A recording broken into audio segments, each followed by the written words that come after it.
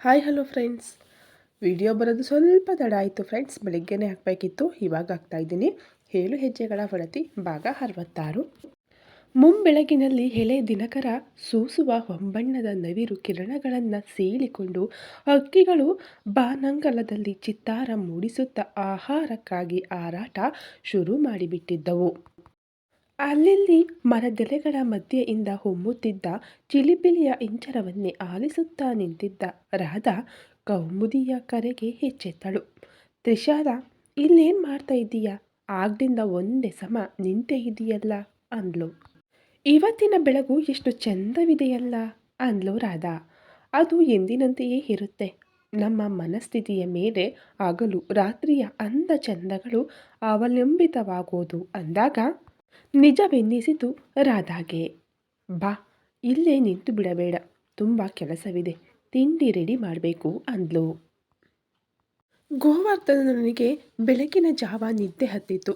ರೀಮಾ ಅಚ್ಚರಿಗೊಂಡಳು. ಇಷ್ಟೊತ್ತಿಗೆಲ್ಲ ಎದ್ದು ಪೂಜೆಗೆ ಕೂರಬೇಕಿತ್ತಲ್ಲ ಇವರು. ಹುಷಾರಾಗಿದೆಯೋ ಇಲ್ವೋ ಅಂತ ಗಂಡನ ಹಣೆ ಮುಟ್ಟಿ ನೋಡಿದಳು. ಜ್ವರ ಬಂದಿಲ್ಲ ಎನ್ನುವುದು ಖಾತರಿಯಾದ ಮೇಲೆ ಇನ್ನೂ ಸ್ವಲ್ಪ ಹೊತ್ತು ಮಲಗಿರಲಿ ಎಂದುಕೊಂಡು ಅವನನ್ನು ಎಬ್ಬಿಸದೆ ಎದ್ದು ಹೋಗಿ ತನ್ನ ದಿನನಿತ್ಯದ ಕಾರ್ಯಗಳಲ್ಲಿ ತೊಡಗಿಸಿಕೊಂಡಳು. ಗೋವರ್ಧನ ಎದ್ದಾಗ ರೀಮಾ ಮುಖದಲ್ಲಿ ಬೇಸರದ ಛಾಯೆ ಗುರುತಿಸಿದ. ಏನಾಯ್ತು ಅಂದ. ಬರ್ಕ ಹೋಗ್ಬಿಟ್ಟಳಂತೆ. ಭೂಷಣ್ ಕೂಡ ಚಿಂತಾಜನಕ ಸ್ಥಿತಿ ಅಂತ ತೋರಿಸ್ತಿದ್ದಾರೆ ನ್ಯೂಸ್ಗಳಲ್ಲಿ. ನನಗೆ ತುಂಬ ಒಳ್ಳೆ ಗೆಳತಿಯಾಗಿದ್ದಳು ಅಂತ ಅಷ್ಟು ಹೇಳುತ್ತಿದ್ದಂತೆ ಅವಳ ಕಣ್ಣುಗಳಲ್ಲಿ ನೀರು ಧಾರಾಕಾರವಾಗಿ ಸುರಿಯಲಾರಂಭಿಸಿತು. ಬಿಕ್ಕಿ ಬಿಕ್ಕಿ ಅಳುತ್ತಿದ್ದಳು. ಗೋವರ್ಧನ ಮೊಬೈಲ್ ನೋಡಿಕೊಂಡ. 23 ಮಿಸ್ ಕಾಲ್ಗಳಿದ್ದವು. ಛೇ, ಕಿರಿಕಿರಿ ಆಗೋದು ಬೇಡ ಅಂತ ಸೈಲೆಂಟ್ ಹಾಕಿಟ್ಟು ಬಿಟ್ಟಿದ್ದೆ. ಅವರ ಮಗನಿಗೆ ಒಂದಷ್ಟು ಧೈರ್ಯ ಹೇಳಿ ಬರೋಣ ಬಾ ಅನ್ನುತ್ತಾ ಭೂಷಣ್ ಚಟರ್ಜಿ ದಂಪತಿಗಳು ಗೋವರ್ಧನ ರೀಮಾ ಇಬ್ಬರಿಗೂ ಆತ್ಮೀಯರೇ. ತೀರಾ ಆದರ್ಶವಾದಿ ಅಲ್ಲದೇ ಇದ್ದರೂ ಪಶ್ಚಿಮ ಬಂಗಾಳದ ಹೋಮ್ ಮಿನಿಸ್ಟರ್ ಆಗಿ ಒಳ್ಳೆಯ ಹೆಸರು ಪಡೆದಿದ್ದರು ಭೂಷಣರು. ಸತತ 4ನೇ ಬಾರಿ ಜನರಿಂದ ಆರಿಸಲ್ಪಟ್ಟು 2ನೆಯ ಬಾರಿ ಗೃಹ ಮಂತ್ರಿ ಆಗಿದ್ದರು. ಅಂಥ ಗೆಳೆಯನಿಂದ ಗೋವರ್ಧನನಿಗೆ ಆದ ಲಾಭಗಳು ಬೇಕಷ್ಟಿತ್ತು. ಹಾಗೆಯೇ ಗೋವರ್ಧನ ತಲುಪಿಸುತ್ತಿದ್ದ ಫಂಡ್ ಪಾರ್ಟಿಗೆ ಬೇಕಾಗಿತ್ತು. ಕೊಟ್ಟು ತೆಗೆದುಕೊಳ್ಳುವ ವ್ಯವಹಾರದ ಮಧ್ಯೆ ಗೋವರ್ಧನ ಪೊಲೀಸರಿಗೆ ಚೆಳ್ಳೆ ಹಣ್ಣು ತಿನ್ನಿಸುತ್ತಾ ಬದುಕಲು ಸಹಾಯ ಮಾಡುತ್ತಿದ್ದದ್ದು ಭೂಷಣರು. ಗೋವರ್ಧನ ತಾನೇ ಮುಂದಾಗಿ ನಿಂತು ಭೂಷಣರ ಪತ್ನಿಯ ಅಂತ್ಯಕ್ರಿಯೆ, ಆಸ್ಪತ್ರೆಯ ಓಡಾಟಗಳನ್ನೆಲ್ಲ ನೋಡಿಕೊಂಡ. ನ್ಯೂಸ್ ಚಾನೆಲ್ಗಳು ಗೋವರ್ಧನನ ಒಳ್ಳೆಯ ಮುಖವಾಡದ ಬಣ್ಣಕ್ಕೆ ಮನಸೋತು ಗೆಳೆತನಕ್ಕೆ ಆದರ್ಶಪ್ರಾಯವಾದ ವ್ಯಕ್ತಿತ್ವ ಎಂದು ಬಿಂಬಿಸಿದವೋ ಅಥವಾ ಅವನಿಂದ ಪಡೆದುಕೊಂಡ ನೋಟಿನ ಗರಿ ಇನ್ನೂ ಹೋಗಿರಲಿಲ್ಲವೋ ಗೊತ್ತಿಲ್ಲ. ಸಂಜೆಯಷ್ಟರಲ್ಲಿ ಅಧಿಪತಿಯ ಗೇಟಿಗೆ ಬಂದು ನಿಲ್ಲುತ್ತಿದ್ದ ವರದಿಗಾರರನ್ನು ಸಾಗಹಾಕುವುದೇ ಕಾವಲುಗಾರರಿಗೆ ಸವಾಲಾಗಿ ಪರಿಣಮಿಸಿಬಿಟ್ಟಿತ್ತು. ಗೋವರ್ಧನ ಅವರನ್ನೆಲ್ಲ ಒಳಗೆ ಬರುವಂತೆ ಹೇಳಿ ಕಳುಹಿಸಿದ. ಸರ್, ಇದನ್ನು ನಮ್ಮ ಚಾನಲ್ನಲ್ಲಿ ಬ್ರೇಕಿಂಗ್ ನ್ಯೂಸ್ ಅಂತ ಹಾಕಿ ನೇರ ಪ್ರಸಾರ ಮಾಡುತ್ತೇವೆ, ಆಗಬಹುದಲ್ಲ? ನಿಮ್ಮ ಮತ್ತೆ ಹೋಮ್ ಮಿನಿಸ್ಟರ್ ಗೆಳೆತನದ ಬಗ್ಗೆ ಕೇಳ್ತೇವೆ ಅಷ್ಟೇ ಅಂತ ಮೈಕ್ ಹಿಡಿದ ವ್ಯಕ್ತಿಯೊಬ್ಬ ಕೇಳಿದ. ಒಂದು ಚಾನಲ್ ನೇರ ಪ್ರಸಾರ ಮಾಡುತ್ತದೆ ಎಂದ ಮೇಲೆ ತಾವು ಅವರಿಗಿಂತ ಹಿಂದೆ ಬೀಳಬಾರದು ಎನ್ನುವ ನಿಟ್ಟಿನಲ್ಲಿ ಎಲ್ಲ ಚಾನಲ್ಗಳು ಸ್ಪರ್ಧೆಗೆ ಬಿದ್ದವರ ಹಾಗೆ ಲೈವ್ ಟೆಲಿಕಾಸ್ಟ್ಗೆ ಮುಂದಾದವು. ಎಲ್ಲರಿಗೂ ತಲೆಹರಟೆ ಪ್ರಶ್ನೆಗಳನ್ನು ಕೇಳಬಾರದು ಎಂದು ತಾಕೀತು ಮಾಡಲಾಯಿತು. ಮೈಕುಗಳನ್ನೆಲ್ಲ ಮೇಜಿನ ಮೇಲೆ ಜೋಡಿಸಿಟ್ಟು ಎಲ್ಲರೂ ಒಂದಾದ ಮೇಲೊಂದು ಪ್ರಶ್ನೆಗಳನ್ನು ಕೇಳಿದರು. ಗೋವರ್ಧನ ಗೋವಿನ ಹಾಗೆ ಎಲ್ಲದಕ್ಕೂ ಸಮಾಧಾನದಿಂದ ಉತ್ತರ ನೀಡಿದ. ಒಂದು ಪ್ರಶ್ನೆ ಬಾಣದ ಹಾಗೆ ತೂರಿ ಬಂತು. ಕೆಲವು ಮಾಹಿತಿಗಳ ಪ್ರಕಾರ ನಿಮ್ಮ ಕಂಪನಿಯ ಮಾತ್ರೆಗಳನ್ನು ಮಾರಾಟ ಮಾಡುತ್ತಿದ್ದ ಅಂಗಡಿಯವರಿಗೆ ಮಾತ್ರೆಗಳನ್ನು ತಲುಪಿಸುತ್ತಿದ್ದ ಮೆಡಿಕಲ್ ರೆಪ್ರೆಸೆಂಟೇಟಿವ್ಗಳ ಕೈ ಮೇಲೆ ಡ್ರ್ಯಾಗನ್ ಥರದ ಟ್ಯಾಟೂ ಇತ್ತಂತೆ. ನೀವೇನು ಹೇಳ್ತೀರಿ ಈ ಬಗ್ಗೆ ಅಂದಾಗ ವರದಿಗಾರರೆಲ್ಲ ತಿರುಗಿ ಪ್ರಶ್ನೆ ಕೇಳಿದವರ ಮುಖ ನೋಡಿದರು. ಗೋವರ್ಧನ ನಕ್ಕು ಬಿಟ್ಟ. ತಾನು ನೇರ ಪ್ರಸಾರದಲ್ಲಿದ್ದೇನೆ ಎನ್ನುವುದಷ್ಟೇ ಅಲ್ಲ, ಕೋಪ ಮಾಡಿಕೊಂಡರೆ ಈಗಷ್ಟೇ ಸಮಾಜದ ಕಣ್ಣಲ್ಲಿ ಮತ್ತೆ ಒಳ್ಳೆಯವನಾಗುವುದು ತಪ್ಪಿ ಹೋಗುತ್ತದೆ ಎನ್ನುವುದು ಸಹ ಅರಿವಿತ್ತು. ನಾನೇನು ಹೇಳೋದು, ಟ್ಯಾಟೂಗೂ ನನಗೂ ಏನು ಸಂಬಂಧ ಅಂದ.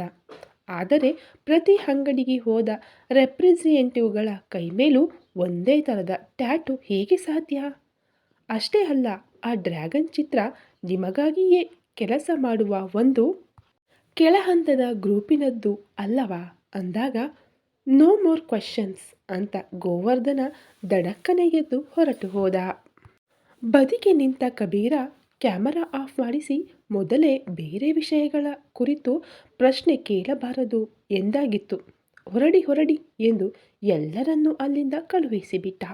ಗೋವರ್ಧನ ಚಿಂತೆಗೀಡಾದ.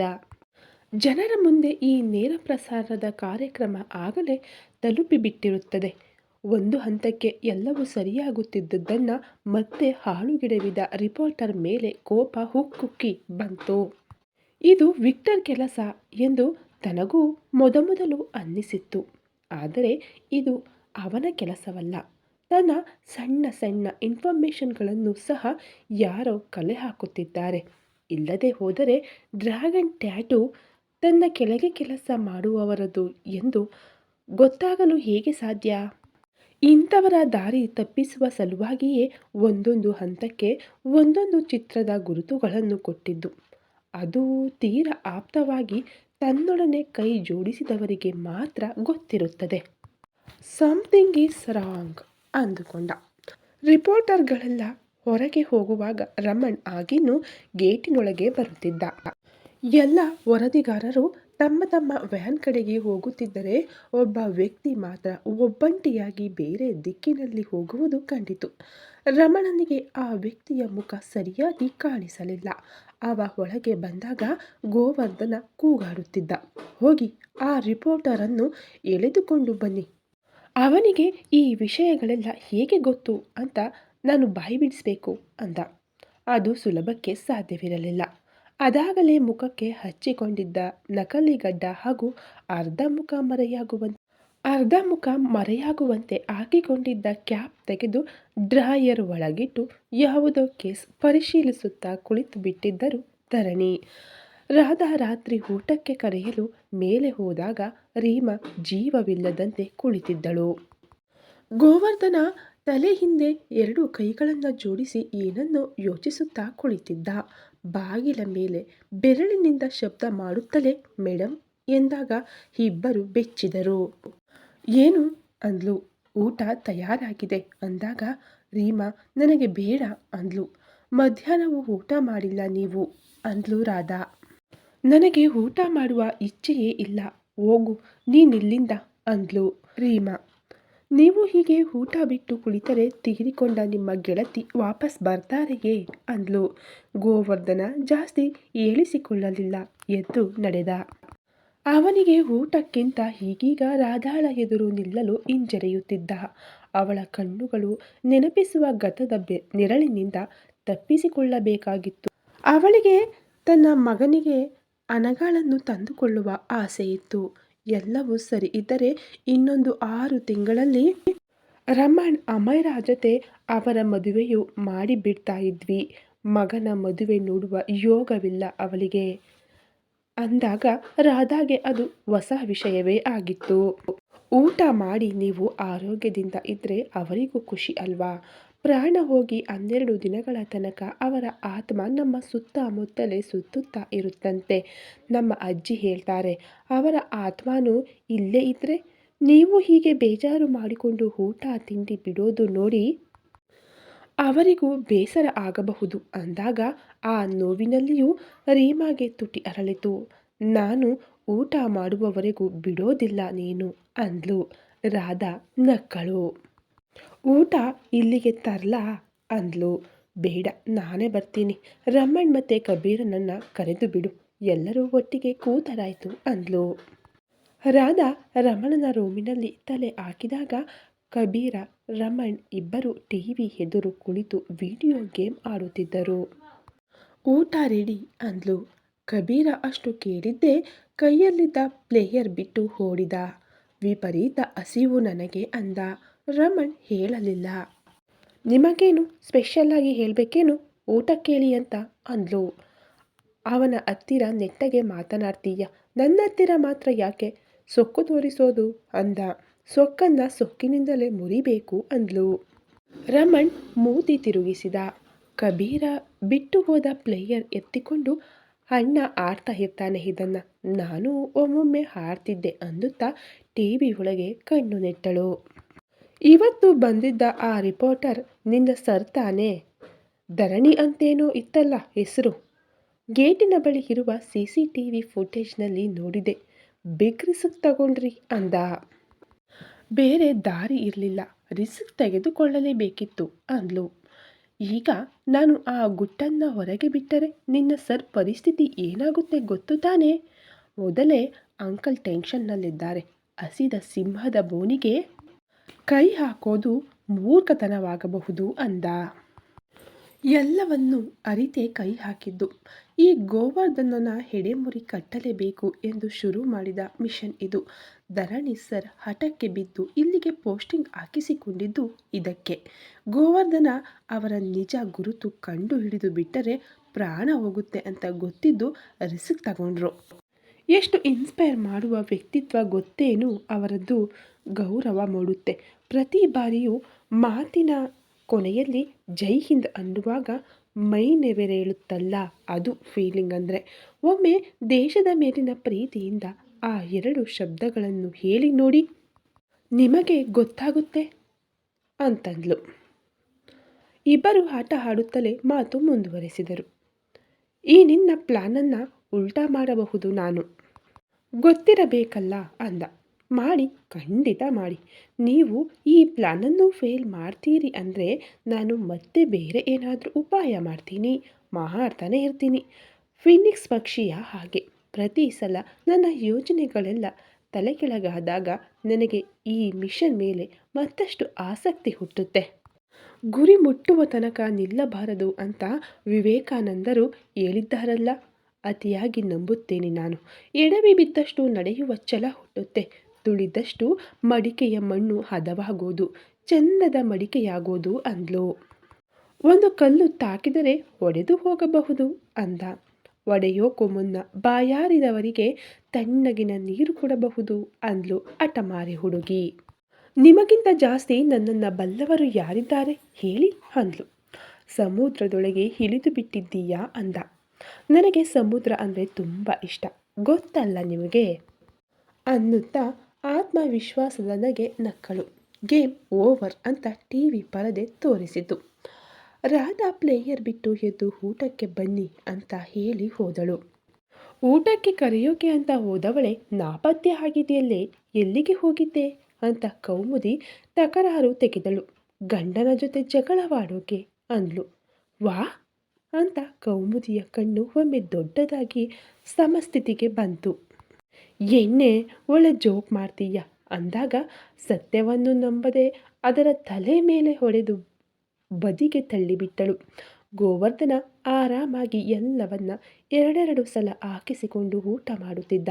ರಾಧಾ ಇಷ್ಟೊತ್ತು ತಲೆ ಕೆಡಿಸಿಕೊಂಡು ಕುಳಿತಿದ್ದ ಗೋವರ್ಧನ ಇವನೇನಾ ಎನ್ನುವ ರೀತಿಯಲ್ಲಿ ನೋಡಿದಳು.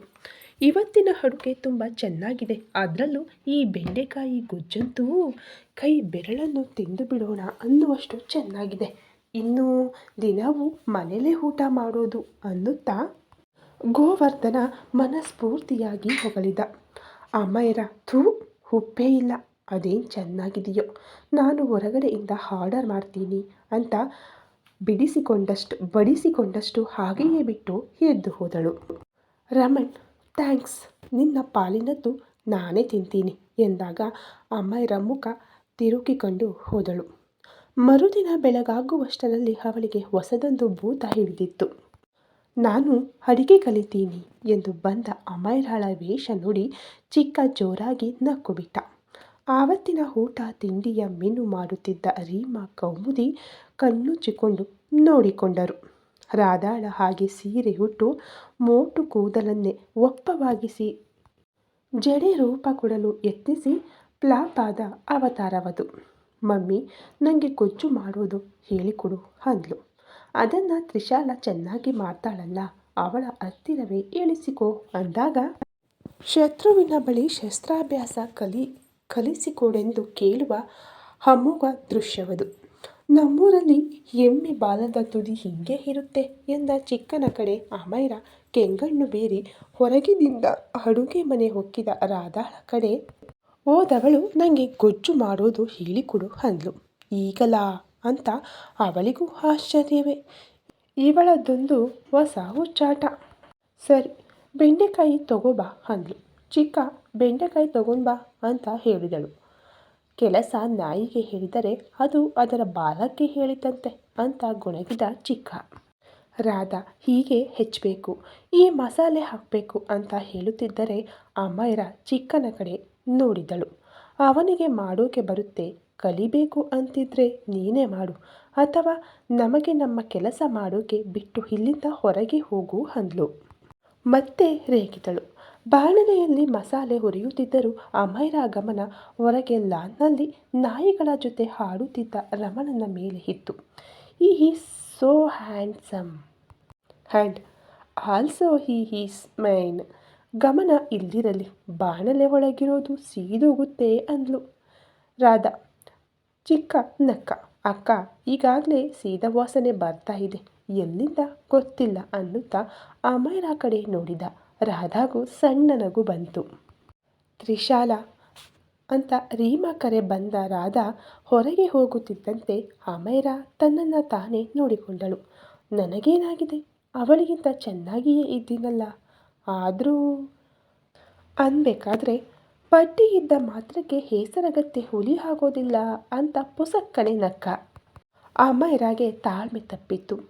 ಕೈ ಎತ್ತಿ ಬೀಸಿ ಚಿಕ್ಕನ ಕೆನ್ನೆಗೆ ಬಾರಿಸಿದಳು. ಇಡಿಯಟ್ ಅಂತ. ಚಿಕ್ಕ ಹೊಡೆತದ ರಭಸಕ್ಕೆ ಕೆಳಗೆ ಬಿದ್ದ. ಹೊರಗೆ ಇದ್ದ ಹೆಂಗಸರೆಲ್ಲ ಒಳಗೋಡಿದರು. ಜೋರಾಗಿ ಅಳುತ್ತಿದ್ದ ಚಿಕ್ಕನನ್ನು ಹಿಡಿಯುವುದೇ ಕಷ್ಟವಾಯಿತು. ಅಮೈರ ಆ ಹುಡುಗನ ಮೇಲೆ ಯಾಕೆ ಕೈ ಮಾಡಿದೆ ಅಂದ್ರು. ಅವನನ್ನೇ ಕೇಳು ಮಮ್ಮಿ ಅನ್ನುತ್ತಾ ಕಾಲಪ್ಪಳಿಸುತ್ತಾ ತನ್ನ ಕೋಣೆಗೆ ಹೋಗಿ ದಡಾರನೆ ಬಾಗಿಲು ರಾಚಿಕೊಂಡಳು. ಮಧ್ಯೆ ಮಧ್ಯೆ ಸೊರ್ರ್ ಮಾಡುತ್ತಾ ಚಿಕ್ಕ ಬಿಕ್ಕಿ ಬಿಕ್ಕಿ ಅಳುತ್ತಿದ್ದ. ಅವನ ಗೋಳಾಟ ನೋಡಲಾಗಲಿಲ್ಲ ರೀಮಾಗೆ. ತ್ರಿಶಾಲ, ಇವನನ್ನು ಹೊರಗೆಲ್ಲಾದರೂ ಕರ್ಕೊಂಡು ಹೋಗಿ ಸುತ್ತಾಡಿಸಿಕೊಂಡು ಬಾ, ಸ್ವಲ್ಪ ಸಮಾಧಾನವಾಗಲಿ ಅಂದ್ಲು. ಹೊರಗೆ ಕರೆದೊಯ್ದಳು ರಾಧಾ. ಚಿಕ್ಕ ವಾಪಸ್ ಊರಿಗೆ ಹೋಗಿ ಬಿಡೋ, ಈ ಜಾಗ ನಿನ್ನಂಥವರಿಗಲ್ಲ ಅಂದ್ಲು. ನಿಂಗೆ ಕಷ್ಟವಾಗುತ್ತೆ ಇಲ್ಲಿರೋಕೆ ಅಂದ್ಲು ರಾಧಾ. ಬಾಯೊಳಗೆ ಎಳನೀರಿನ ಸ್ಟ್ರಾ ಇದ್ದಂತೆ ಎಂದು ತಲೆಹಲ್ಲಾಡಿಸಿದ. ಕೊಂಚ ಸುಧಾರಿಸಿಕೊಂಡಿದ್ದ.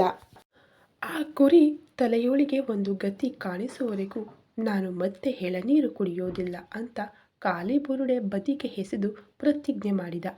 ರಾಧಾ ಇನ್ನೇನೇನು ಕಾದಿದೆಯೋ ಎಂದುಕೊಂಡಳು. ಸುಬೋಧನಿಗೆ ಫೋನ್ ಮಾಡಿ ಅಲ್ಲಿಯೇ ಬರುವಂತೆ ಹೇಳಿದಳು. ಹಣ ತೆಗೆದು ಅಂಗಡಿಯವನಿಗೆ ಕೊಟ್ಟು ತಿರುಗಿದಳು. ಹಿಂದೆ ನಿಂತ ಹಳೆಯ ಜುಬ್ಬ ಜೋಳಿಗೆ ನೇತು ಹಾಕಿದ ವ್ಯಕ್ತಿಯನ್ನು ಕಂಡು ಒಮ್ಮೆಲೆ ಬೆಚ್ಚಿ ಗುರೂಜಿ ಎಂದು ಗುರುತಿಸಿದಳು. ಇವರು ಭವಿಷ್ಯ ಹೇಳ್ತಾರೆ ಕಣೋ ಅಂದ್ಲು. ಚಿಕ್ಕ ಅಲ್ಲಿಯೇ ಅಡ್ಡ ಬಿದ್ದು ನಮಸ್ಕರಿಸಿದ. ಸರಿಯಾಗಿ ಹುಡುಕು ತಾಯಿ, ಕಣ್ಣಿಗೆ ಕಾಣದ್ದು ಊಹೆಗೆ ನಿಲುಕದ್ದು ಬೇಕಾದಷ್ಟಿವೆ. ಕತ್ತಲಲ್ಲೇ ಎಲ್ಲವೂ ಇದೆ, ಬೆಳಕು ನಾವಾದಾಗ ಮಾತ್ರ ಕತ್ತಲು ಕರಗೋಕೆ ಸಾಧ್ಯ ಅನ್ನುತ್ತಾ ಮತ್ತಲ್ಲಿ ನಿಲ್ಲಲಿಲ್ಲ. ರಾಧಾಗೆ ಅರ್ಥವಾಗಲಿಲ್ಲ. ಕತ್ತಲಲ್ಲಿ ನೆರಳು ಹುಡುಕುತ್ತಿರುವ ಹಾಗೆಯೇ ಇದೆ ಈಗಿನ ಪರಿಸ್ಥಿತಿ. ಎಲ್ಲವೂ ವ್ಯರ್ಥ. ಈತನ ಮಾತುಗಳನ್ನು ನಂಬಬಹುದೋ ಬೇಡವೋ ಗೊತ್ತಾಗ್ತಿಲ್ಲ ಅಂತ ಸಣ್ಣಗೆ ತನ್ನಲ್ಲೇ ಹೇಳಿಕೊಂಡಳು. ಗುರೂಜಿ ತನಗೆ ಕೇಳಿ ಹೋಯಿತು ಎನ್ನುವ ಹಾಗೆ ತಿರುಗಿದರು. ಯಾವುದೂ ವ್ಯರ್ಥವಲ್ಲ, ಆಗುವುದೆಲ್ಲವೂ ಒಳ್ಳೆಯದಕ್ಕೆ. ನನ್ನ ಮಾತನ್ನು ನಂಬುವುದು ಬಿಡುವುದು ನಿನ್ನಿಚ್ಛೆ. ಆದರೆ ನನ್ನ ಪ್ರತಿ ಮಾತುಗಳಿಗೆ ಅರ್ಥ ಕೊಡುವ ಘಟನೆಗಳು ಸನ್ನಿಹಿತವಾಗಿವೆ. ಸೋಲು ಗೆಲುವು ಅಂದ್ರು. ಚಿಕ್ಕ ಮೂಗು ಮುರಿದ. ಅಷ್ಟು ಗೊತ್ತಿದ್ದ ಮೇಲೆ ಏನಾಗುತ್ತೆ ಅಂತ ಹೇಳಿದರೆ ಆಗ್ತಿತ್ತಪ್ಪ. ನನಗೇನೋ ಈ ವ್ಯಕ್ತಿ ಹುಚ್ಚ ಅನ್ನಿಸುತ್ತೆ ಅಂದ. ಹಾಗೆಲ್ಲ ಹೇಳಬಾರ್ದು ಅನ್ನುತ್ತಾ ಅಲ್ಲಿಂದ ಕರೆದೊಯ್ಯಲು ಮುಂದಾದಳು. ಅಕ್ಕ, ಅಲ್ಲಿ ದೂರದಲ್ಲಿ ನಿಂತಿರೋದು ಅಣ್ಣನ ಅಂತ ಚಿಕ್ಕ ಕಣ್ಣು ಕಿರಿದು ಮಾಡಿ ನೋಡಿದ. ಎಲ್ಲೋ ಅಂತ ರಾಧಾ ಹುಡುಕಿದಳು. ಅಲ್ಲಿ ಅಂತ ಬೆರಳು ಮಾಡಿ ತೋರಿದ. ಮರದ ನೆರಳಿನಲ್ಲಿ ನಿಂತಿದ್ದ ಕಾರಿನ ಬ್ಯಾನೆಟ್ ಮೇಲೆ ಕುಳಿತು ತಂಪು ಕನ್ನಡಕವನ್ನು ಉಜ್ಜುತ್ತಾ ಕುಳಿತಿದ್ದ ರಮಣ್.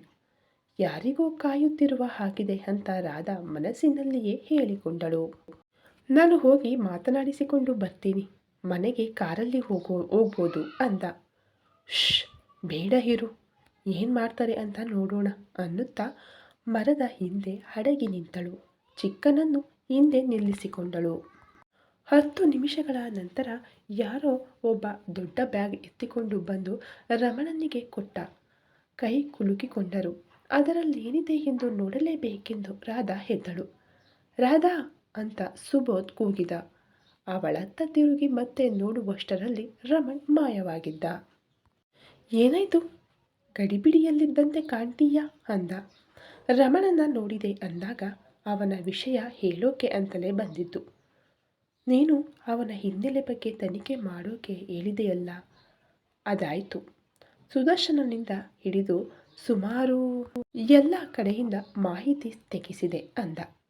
ಏನು ಗೊತ್ತಾಯಿತು ಅಂತ ಆತುರದಿಂದ ಕೇಳಿದಳು. ಅವನ ಉಪನ್ಯಾಸಕ ವೃತ್ತಿಗೆ ಬೇಕಾಗುವ ಕ್ವಾಲಿಫಿಕೇಷನ್, ಅವನು ನಿಮ್ಮ ಮನೆ ಸೇರುವಾಗ ಹಿಡಿದು ಹೇಳಿದ ಎಲ್ಲ ವಿಷಯವೂ ಸತ್ಯ. ಅವನ ತಂದೆಗೆ ಹುಷಾರಿಲ್ಲದಿದ್ದಾಗ ಕಂಡ ಅನ್ಯಾಯದ ಮಾರ್ಗ ಅವನನ್ನು ಹೆಬ್ಬಾವಿನ ಹಾಗೆ ಸುತ್ತಿಕೊಂಡು ಬಿಟ್ಟಿದೆ. ಅದು ಬಿಟ್ಟರೂ ಇವನಿಗೆ ಅದರಿಂದ ಹೊರಗೆ ಬರೋಕೆ ಮನಸ್ಸಿದ್ದಂತೆ ತೋರುತ್ತಿಲ್ಲ. ಬ್ಯಾಂಕ್ ಅಕೌಂಟ್ ದಿನದಿಂದ ದಿನಕ್ಕೆ ತುಂಬಿಕೊಳ್ಳುತ್ತಲೇ ಇದೆ. ಒಳ್ಳೆಯ ವ್ಯಕ್ತಿತ್ವ, ನಿನ್ನ ಮೇಲಿನ ಪ್ರೀತಿ ಮಾತ್ರವೇ ಅಳಿಯದೆ ಉಳಿದಿದ್ದು ಅವನಲ್ಲಿ. ಉಪ್ಸ್ ಅಂತ ಬೊಗಸೆಯಲ್ಲಿ ಮುಖ ಮುಚ್ಚಿಕೊಂಡಳು. ಅವನು ಬದಲಾಗೋಕೆ ಸಾಧ್ಯ ಎಂದರೆ ಅದು ಕೇವಲ ನಿನ್ನ ಪ್ರೀತಿಯಿಂದ ಅಷ್ಟೇ, ಬೇರೆ ಯಾವುದೇ ದಾರಿ ಇಲ್ಲ. ಒಮ್ಮೆ ಕೊನೆ ಪ್ರಯತ್ನವನ್ನು ಮಾಡಿಬಿಡು ಅಂದ. ಹಾಗೆಯೇ ಸರ್ ಹತ್ತಿರ ಆ ಕೇಶವ್ ಸಾವಂತ್ ಬಗ್ಗೆ ಹೇಳಿದ್ದೆ, ವಿಚಾರಿಸಿ ಕ್ರಮ ತಗೊಳ್ತೀನಿ ಅಂದಿದ್ರು. ಅವನನ್ನು ಸಸ್ಪೆನ್ಸ್ ಮಾಡಿದ್ದಾರೆ ಅಂದ. ಮತ್ತೊಂದು ಏನು ಅಂದರೆ, ಅವನು ವಿಕ್ಟರ್ ಕಡೆಯವನು. ಅವನು ಕೊಡೋ ಎಂಜಲು ಕಾಸಿಗೆ ಕೈಯೊಡ್ಡಿ ನಿಂತಿರೋ ಪೊಲೀಸ್ ಅಂದ. ವಾಟ್? ಓ, ಅದಕ್ಕೆ ಆವತ್ತು ಗೋವರ್ಧನ್ ಕಡೆಯವರು ರಮಣ್ ಅಂತ ಗೊತ್ತಿದ್ರೂ ಅಷ್ಟು ಹಾರಾಡಿದ್ದು. ಈಗ ಎಲ್ಲವೂ ಲೆಕ್ಕಕ್ಕೆ ಸಿಕ್ಕಿತು. ಬಂಗಲೆಯಲ್ಲಿ ಒಂದು ಸ್ಟೋರ್ ರೂಮ್ ಇದೆ. ಅದನ್ನು ತೆಗೆಯೋಕೆ, ಅಲ್ಲಿನ ವಸ್ತುಗಳನ್ನು ಮುಟ್ಟೋಕೆ ಗೋವರ್ಧನ್ ಬಿಡೋದಿಲ್ಲ. ನನಗನ್ನಿಸುತ್ತೆ ಅಲ್ಲಿ ಕೆದಕಿದರೆ ಏನಾದರೂ ಇನ್ಫಾರ್ಮೇಷನ್ ಸಿಗಬಹುದೇನೋ ಅಂತ. ನಾನು ಸದ್ಯದಲ್ಲೇ ಇನ್ನೊಮ್ಮೆ ಸ್ಟೋರ್ ರೂಮ್ ಒಳಗೆ ಹೋಗಿ ನೋಡ್ತೀನಿ ಅಂತ ವಾಪಸ್ ಹೋದವಳು ಸಮಯ ದೊರೆತಿದ್ದೇ ಬ್ಯಾಗಿನ ಬಗ್ಗೆ ಪ್ರಶ್ನಿಸಿದಳು. ರಮಣ್ ಉತ್ತರ ಕೊಡಲಿಲ್ಲ. 2 ದಿನ ಗೋವರ್ಧನ ಬಂಗಲೆಯಲ್ಲೇ ಇದ್ದ. ಅವನ ವ್ಯವಹಾರಗಳ ಬಗ್ಗೆ ಸವಾಲುಗಳು ಹೇಳುತ್ತಿದ್ದರೂ ಆಶ್ಚರ್ಯಕರ ರೀತಿಯಲ್ಲಿ ನಿರಾಳನಾಗಿದ್ದ. ಅದು ನಿಜವೋ ಅಥವಾ ಹಾಗೆ ತೋರ್ಪಡಿಕೆ ಮಾಡುತ್ತಿದ್ದನೋ ರಾಧಾಗೆ ಗೊತ್ತಾಗಲಿಲ್ಲ. ಕಬೀರ ತಿಂಡಿಯನ್ನು ಗಬಗಬ ನುಂಗುತ್ತಿದ್ದವ ಒಮ್ಮೆ ನೀರು ಕುಡಿದು, ತ್ರಿಶಾಲಾ, ರಮಣನ ಕರೆದು ಬರ್ತೀಯಾ, ಒಂದು ಅರ್ಜೆಂಟ್ ಮೀಟಿಂಗ್ ಇದೆ, ಲೇಟಾಗೋಗುತ್ತೇನೋ ಅಂತ ಅಂದ. ರಾಧಾ ದೇಶದ ಸಮಸ್ಯೆ ಬಗೆಹರಿಸಬೇಕಾ ಅಂತ ಸಲುಗೆ ವಹಿಸಿ ಕೇಳಿದಳು. ಇಲ್ಲ, ಅವತ್ತು ಇಲ್ಲಿ ಒಂದು ಮೀಟಿಂಗ್ ಆಗಿತ್ತು, ಜ್ಞಾಪಕ ಇದೆಯಾ? ಹಾಗೆಯೇ ಒಂದು ಇವತ್ತಿದೆ, ಅವನನ್ನು ಕರೆದು ಬಂದು ಬಿಡು ಅಂದ. ರಾಧಾಗೆ ಈಗ ಕುತೂಹಲ ಮೂಡಿತು. ಹೋಗ್ತೀನಿ ಅಂದ್ಲು. ಒಮ್ಮೆ ಕ್ವಾರ್ಟರ್ಸ್ಗೆ ಹೋಗಿ ರಮಣನ ಕೋಣೆಗೆ ನಡೆದಳು. ಮಂಚದ ತುದಿಗೆ ಕುಳಿತು ಶೂ ಲೇಸ್ ಕಟ್ಟುತ್ತಿದ್ದ. ಕಬೀರ್ ಕರೀತಿದ್ದಾರೆ ನೋಡಿ ಅಂದ್ಲು. ಬಂದೆ ಅಂತ ಹೇಳು, ಇನ್ನು ಅರ್ಧ ಗಂಟೆ ಇದೆ. 10 ಗಂಟೆಗೆ ಮೀಟಿಂಗ್ ಅಂದರೆ 10 ಗಂಟೆಗೆಲ್ಲ ಅಲ್ಲಿರ್ತೀವಿ ಅಂದ. 1 ನಿಮಿಷ ಆಚೀಚೆ ಆದರೆ ದೇಶಕ್ಕೇನೂ ಲಾಸ್ ಇಲ್ಲ, ದೇಶಕ್ಕೆ ಒಳ್ಳೆಯದೇ. ಪಂಕ್ಚುಯಾಲಿಟಿ ಅನ್ನೋದು ಒಂದಿದೆ, ಗೊತ್ತಿದೆಯಾ? ಅಷ್ಟಕ್ಕೂ ದೇಶಕ್ಕೆ ಲಾಸ್ ಇದೆಯೋ ಇಲ್ವೋ, ನನಗಂತೂ ಇದೆ ಅನ್ನುತ್ತಾ ಲೇಸ್ ಕಟ್ಟಿಕೊಂಡು ಎದ್ದ. ಸೆರಗಿನಲ್ಲಿ ಮುಚ್ಚಿಟ್ಟುಕೊಂಡು ತಂದಿದ್ದ ಪೆನ್ ಕೊಟ್ಟಳು. ಇದು ಆವತ್ತು ಹೊರಗೆ ಹೋದಾಗ ಕಷ್ಟಪಟ್ಟು ತಂದಿದ್ದು, ನಿಮಗೆ ಅಂತ, ತಗೊಳ್ಳಿ ಅಂದ್ಲು. ತಿರುಗಿಸಿ ಮುರುಗಿಸಿ ನೋಡಿ ಥ್ಯಾಂಕ್ಸ್ ಕಣೆ ತುಂಬ ಚೆಂದವಿದೆ ಅನ್ನುತ್ತಾ ಅವಳನ್ನು ಎಳೆದುಕೊಂಡು ಕೆನ್ನೆಗೊಂದು ಮುತ್ತಿಟ್ಟು ಪೆನ್ನನ್ನು ಮೇಜಿನ ಮೇಲೆಯೇ ಬಿಟ್ಟು ಕೋಣೆಯಿಂದ ಹೊರಗೆ ಹೋಗುತ್ತಿದ್ದಂತೆ ರಾಧಾಗೆ ನಿರಾಸೆಯಾಯಿತು. ಪೆನ್ ಬಿಟ್ರಲ್ಲ ಅಂದ. ಈ ಪೊಲೀಸ್ ಬುದ್ಧಿ ನನ್ನ ಹತ್ರ ತೋರಿಸೋಕೆ ಬರಬೇಡ. ಅದರಲ್ಲಿ ಕ್ಯಾಮರಾನೋ ರೆಕಾರ್ಡರೋ ಇದೆ ಅಂತ ನನಗೆ ಚೆನ್ನಾಗಿ ಗೊತ್ತು ಅನ್ನುತ್ತಾ ಹುಳುಕುನಗೆ ನಕ್ಕ. ಬೆನ್ನು ಹಾಕಿ ಹೊರಟಾಗ ಅವಳಿಗೆ ಕೋಪ ಬಂತು. ಮೇಜಿನ ಮೇಲಿದ್ದ ಪುಸ್ತಕ ತೆಗೆದು ಬೀಸಿ ಎಸೆದಳು. ಪಟ್ಟನೆ ಸರಿದುಕೊಂಡ. ನನ್ನ ಬೆನ್ನಿಗೂ ಕಣ್ಣಿದೆ ಅಂದ. ರಾಧಾಗೆ ಮೈ ಪರಚಿಕೊಳ್ಳುವಂತಾಯಿತು. ಈ ಕತೆ ಇನ್ನು ಮುಂದುವರೆಯುವುದು. ವಿಡಿಯೋ ಇಷ್ಟ ಆಗ್ತಾ ಇದ್ದರೆ ಸಬ್ಸ್ಕ್ರೈಬ್ ಮಾಡಿಕೊಂಡು ವಿಡಿಯೋ ನೋಡಿ. ಹಾಗೆ ನಿಮ್ಮ ಅನಿಸಿಕೆಗಳನ್ನು ಕಾಮೆಂಟ್ ಮೂಲಕ ತಿಳಿಸಿ. ಹಾಗೆ ವಿಡಿಯೋಗೆ ಒಂದು ಲೈಕ್ ಮಾಡಿ. Thank you so much.